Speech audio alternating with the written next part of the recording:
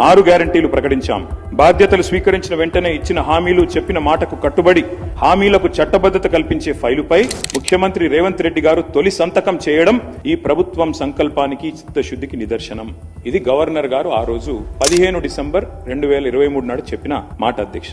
ఇవాళ నేను ప్రభుత్వాన్ని సూటిగా అడుగుతా ఉన్నా అధ్యక్ష, మరి ఏమైంది ఆ సంకల్పం, ఏమైంది ఆ సంతకం, ఎక్కడ పోయింది ఆ చిత్తశుద్ధి?